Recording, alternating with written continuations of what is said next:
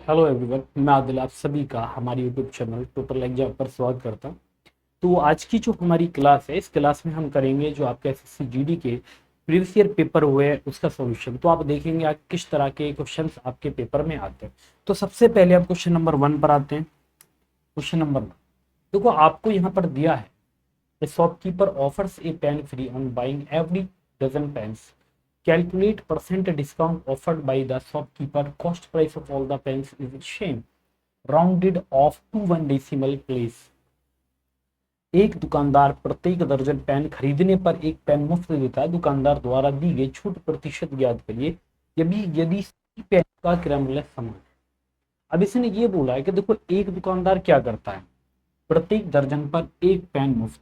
अब एक दर्जन में कितने होते हैं, 12। अब अगर 12 आप खरीदोगे तो आपको एक मुफ्त मिलेगा, तो टोटल आपको कितने मिले, 13। तो मैंने आपसे ये बोला था कि अगर आप डिस्काउंट परसेंट निकालोगे तो बेटा जितना आपको फ्री में मिलता है ये आपका बट्टा होता है, जितने टोटल ये आपका एमपी होता है, और गुणा आप यहाँ पर 100 कर दोगे। तो 13 सत्ते 91, 7 से स्टार्टिंग आपके डी ऑप्शन में होगी। तो आंसर आपका बनेगा 7.6%। क्वेश्चन नंबर 2, दो ट्रेनें एक ही समय पर बेंगलोर और चेन्नई से शुरू होती हैं तथा 80 किलोमीटर प्रति घंटा और 95 किलोमीटर प्रति घंटा की गति से एक दूसरे की ओर बढ़ती हैं। जब वे मिलती हैं तो पता चलता है कि एक दूसरी से 180 किलोमीटर ज्यादा चल चुकी है। तो बेंगलोर और चेन्नई के बीच की दूरी क्या है। देखो, दोबारा से समझ लेंगे। इसने बोला दो ट्रेनें एक ही समय पर बेंगलोर और चेन्नई से शुरू होती हैं तथा 80 और 95 किलोमीटर की गति से एक दूसरे की ओर बढ़ती है। जब वे मिलती हैं तो पता चलता है कि ट्रेन से 80 किलोमीटर की दूरी ज्यादा चल चुकी है। तो बेंगलोर और चेन्नई के बीच की दूरी। अब देखो, आप यहाँ पर एक काम कर लो बेटा, आप टोटल डिस्टेंस एक तरफ लिख लो, आप टोटल डिस्टेंस, और एक साइड आप लिख लो डिफरेंस। अब डिफरेंस की अगर आप बात करें, एक घंटे में ये दोनों ट्रेनें मिलकर 80 और 95 कितना चलेंगे, तो आप जोड़ लेंगे। जब आमने सामने से आ रही है तो ये होगा 175। इसके बाद आप ये देखो डिस्टेंस, दोनों में डिफरेंस कितना, 80 और 95 में, तो यहाँ पर 15। अगर एक घंटे के बाद ये मिलती तो एक ट्रेन इनमें से कितना ज्यादा चल चुकी होगी, 15 किलोमीटर। लेकिन आपको क्वेश्चन में 15 ना देके बल्कि कितना 180 दिया गया, 180 किलोमीटर दिया गया। तो कितना ज्यादा या कितना गुणा, 12। तो आप क्या कर दे, 12 से मल्टीप्लाई करिए तो 12 पंजे 60 होगा। इसके बाद 12 सत्ते 84 और 6 90 होगा। 12 कम 12 और 9 आ जाएगा 21। तो यहाँ पर जो दूरी निकल कर आएगी वो 100 किलोमीटर होगी, जो कि आपको डी ऑप्शन में गिवन है। तो ऐसे आपको ये बनाना था। इसके बाद क्वेश्चन नंबर 3 देखिए, यदि एम एन और ओ क्रम से 22 24 और 16 दिन में काम कर सकते हैं, यदि वे एक एक दिन बारी बारी से इस प्रकार काम करते हैं कि एम पहले दिन, एन दूसरे दिन और ओ तीसरे दिन, और फिर एम चौथे दिन काम करता है और यही क्रम भी चलता है, तो यह काम लगभग कितने दिन में समाप्त होगा।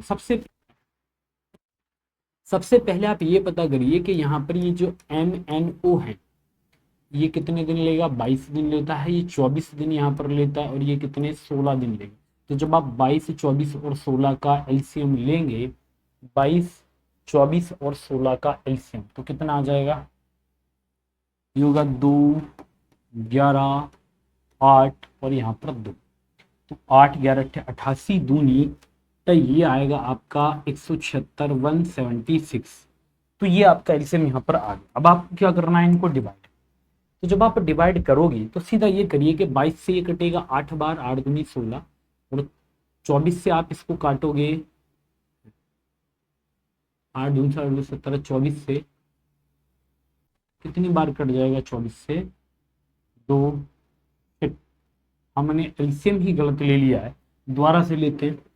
देखो यहाँ पर ये था 22 24 और 16, 22, तो अगर आप 2 से काटोगे 2, तो यहाँ पर कितना बचेगा, 11, फिर बचेगा 12, फिर बचेगा 8, 8 12 का 24 आएगा। तो 11 दूनी 22 गुणा 24, तो ये कितना, 24 दूनी 48, 48 और 4 52, तो ये 5 तो 28 आएगा। चलो भाई दोबारा से करो, नहीं, एलसीएम जो आएगा यहाँ पर कितना आएगा, वो 558 आपको एलसीएम यहाँ पर देखने को मिल जाएगा। कितना मिलेगा, सॉरी 528, 528। अब जरा इसको अगर आप 22 से डिवाइड करते हैं तो आप ये देखोगे सर हमें जो गिवन है, तो 22 दूनी 44 और 2 नैम 18, 24 से तो 24 दूनी 48 और 24 दूनी 48, जैसे 24 दूनी 48 ये होगा, फिर 16 से 16 ती 48 होगा और फिर 16 ती 48 होगा। तो ये काम आपको पहले करना था। अब आप ये देखोगा एक दिन एम एक दिन एन, वो एक दिन वो काम करे, यानी पहले दिन कौन काम करे, एम।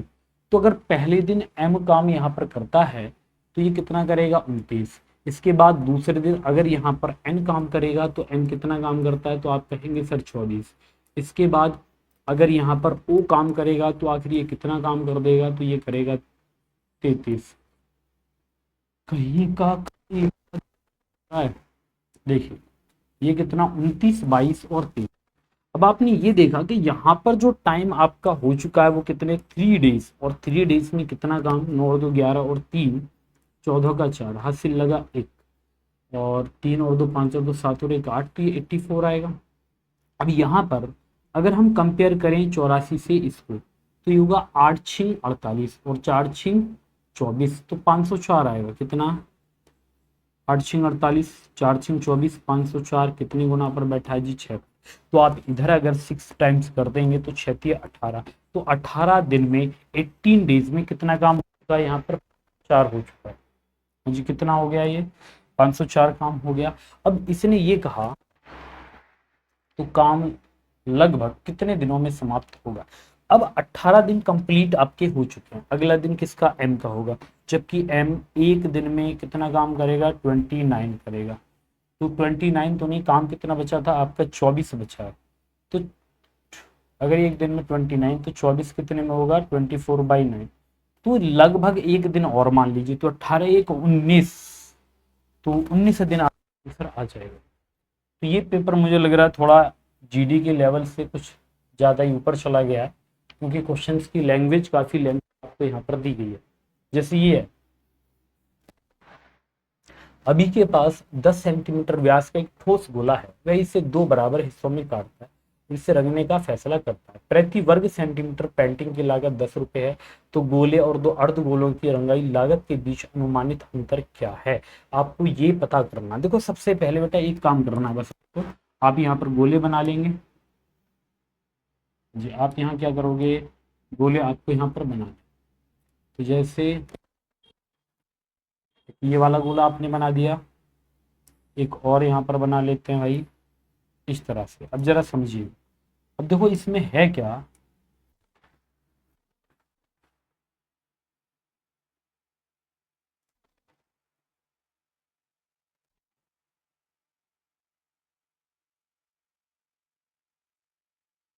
जैसे ये है।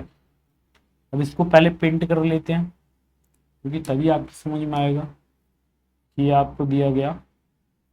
और अभी क्या है, ये कुछ ऐसे ये हुआ। अब आप इसमें बेटा पेंट करोगे, जैसे मान लीजिए आपने इसमें पेंट कर दिया। पहले क्या था कि पहले जो था ये पूरा एक ये वाला गोला था, और फिर बाद में इसको काटा तो इस तरह से हुआ, एक ऊपर वाला नीचे वाला, यानी ये 2 गोले यहाँ पर बन जाएंगे। आपने काट दिए। जब आप काटोगे तो पहले केवल आप इस पे पेंट कर रहे थे, और पेंट अगर आप करोगे तो इसका आप पृष्ठ का क्षेत्रफल लेते हैं, यानी आप लेते हैं 4πr²।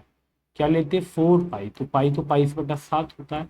रेडियस 10 ना दे के हमारी यहाँ पर क्या होनी चाहिए, रेडियस 5, क्योंकि व्यास आपको दे रखा है।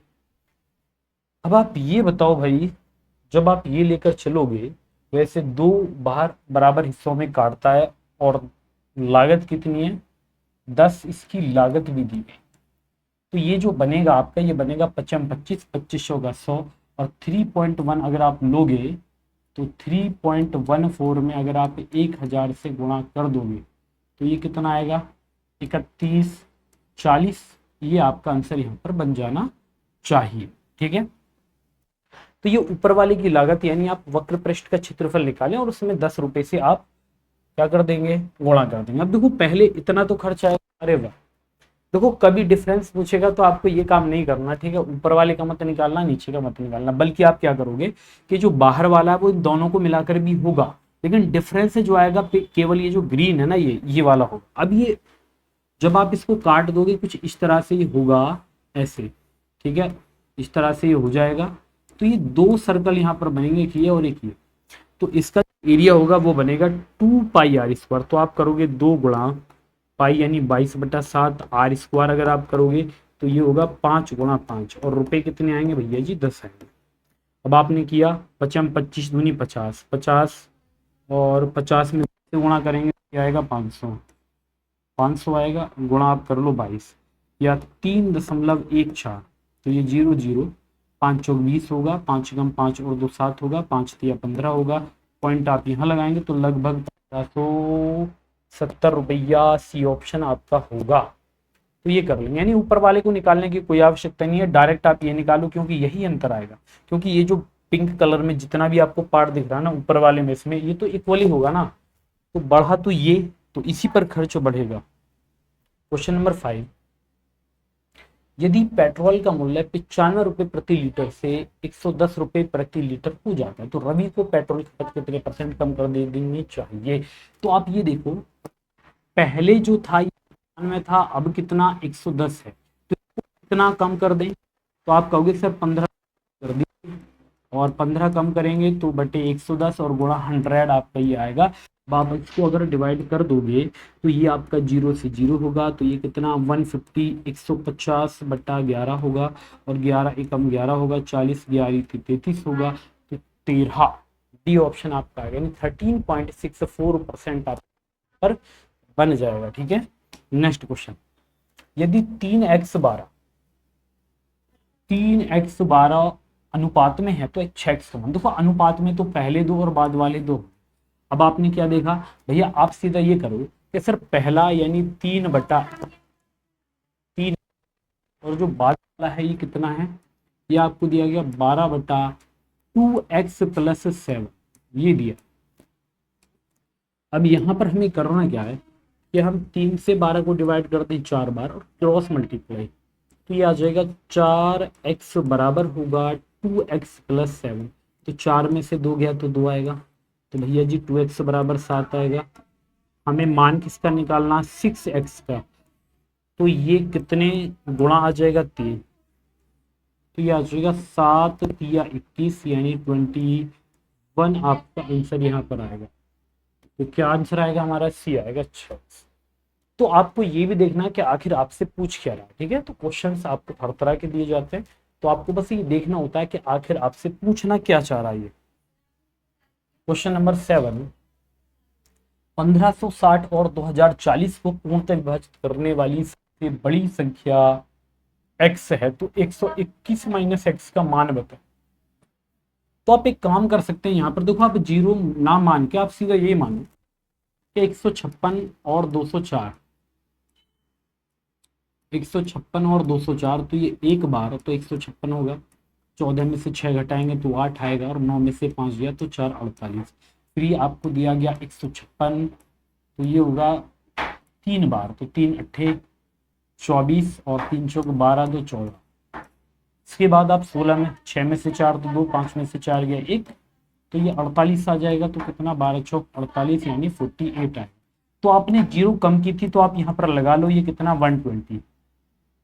तो यहाँ पर जो आपकी सबसे बड़ी संख्या जो x है वो कितना निकल के आएगी, x का मान आ गया 120। तो अगर बेटा आप 121 में से 120 घटा दें तो आपका आंसर तो 1 आएगा, और यही आपसे पूछा गया कि आपका जो आंसर है यहाँ पर कितना बनेगा। अब जैसे ये वाला क्वेश्चन आप देखें, the sum of two numbers is 21 and their HCF and LCM are 7 and 14 respectively, the sum of the reciprocals of the two numbers is। दो संख्याओं का योगफल 21 और उनका महत्तम समापवर्तक और लघुत्तम समापवर्तक 7 और 14 है, तो दोनों संख्याओं के वैध क्रमों का योग ज्ञात करिए। जब कभी ये क्वेश्चन आ जाए तो आपको ऊपर लेना होता है योग, बटे में आप लेते हैं HCF और LCM का मल्टीपल। अब आप ये बताइए कि आपको योगफल कितना दिया गया 21, आपको ये कितना दिया बेटा, ये 7 और 14 आपको दिया गया है।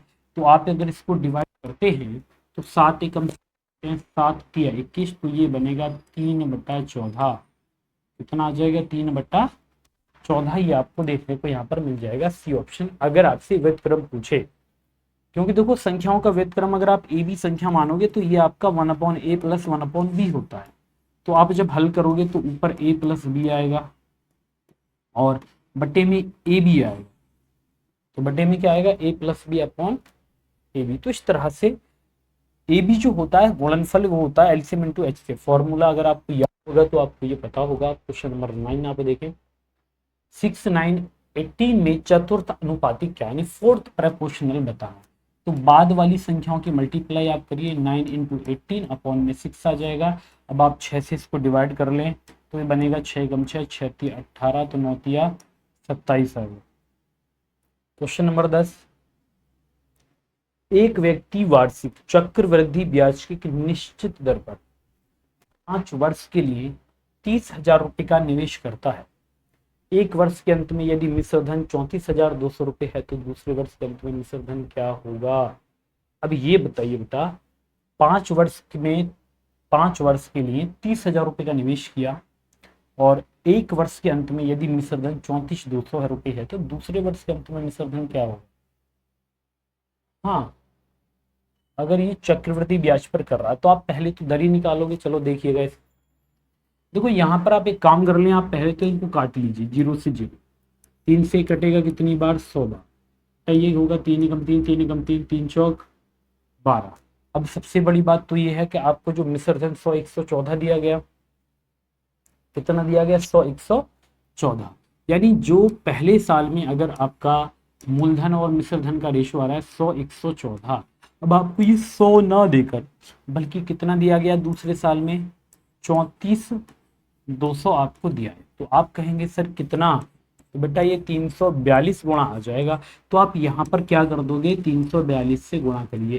तो जब आप गुणा करोगे तो ये 2 चौक 8, यानी इकाई अंक 8 आपका 38,988 आएगा।